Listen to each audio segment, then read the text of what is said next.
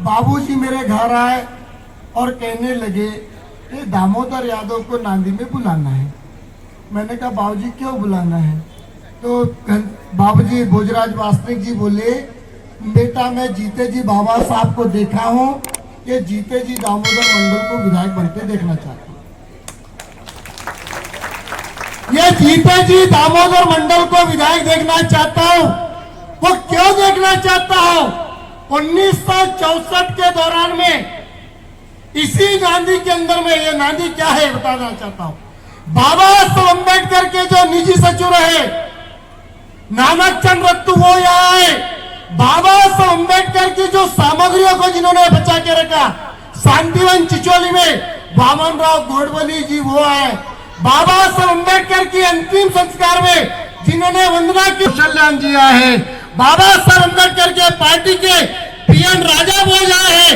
बाबा साहब अम्बेडकर के पार्टी के 18 साल तक जो राज्यसभा सांसद रहे, वो जो सभापति रहे उपसभा 1964 में कटंगी में चुनाव हुआ तो पहली मीटिंग नांदी के अंदर में रखी गई थी और कचूलाल चैन को चुनाव लड़ाया गया। वो यहाँ से विधायक बनने 1964 में गए। 1977 के दौरान में जब सांसद का चुनाव हुआ तो पहली मीटिंग नांदी में रखी गई। यादव मंडल विधानसभा में जाना चाहिए, इसलिए हमने आपको बुलाया साथियों, इसलिए जोरदार ताली से स्वागत करें। दीवाने हैं बेटा बोले ये चंद्रशेखर आजाद तो बहुत बोलता है संसद के अंदर में बोले, लेकिन संसद के बाहर दामोदर मंडल बहुत बोलता है बोले तुमको उनको बुलाना है, मेरी अब तमन्ना है बोले। तो मैं आपको बता देना चाहता हूँ दामोदर मंडल साहब, मैं उनका आशीष लेके पूरे जिले के अंदर में और देश के अंदर बोल रहा हूँ। मैं उनके आशीष के लिए यहाँ पर बुलाया हूँ। पूरे इस सरजमी पर बाबा साहब को जिन्होंने रूबरू देखा है, वो हमारे बाबू भोजराज वासनिक ने कहा है, वो बाबूजी का ये कैसा जाएंगे जैसा बाबा साहब अम्बेडकर गोलमेज कॉन्फ्रेंस में अंदर में कहा, ये अंग्रेजों भारत की सरजमी पर आपने 150 वर्ष तक राज किया है।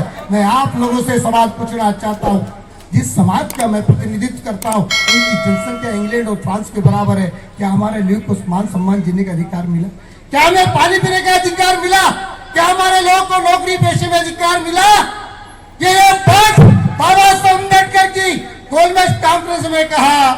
गांधी के लगे थे मेमने का बच्चा लेने, 89 प्रतिनिधित्व गए थे, 88 जो गए थे वो मेमने की तरह रहे और एक किसी दमदारी किसे बोला, उसका नाम है बाबा साहब अम्बेडकर। ऐसे अम्बेडकरवादी को विधानसभा के अंदर में जाते हैं। लेकिन साथियों आपको बता देना चाहता हूं, ये जिस बात को लेकर धीरेन्द्र शास्त्री को अभी बोल रहे हैं, 22 प्रतिज्ञा 14 अक्टूबर 1956 को बाबा साहब ने बोल दी और 22 प्रतिज्ञा को इस भारत की सरजमी पर कोई ओबीसी का व्यक्ति ये प्रबुद्ध भारत बनाने के लिए लगा है, तो भाई दामोदर यादव उनकी जोरदार ताली से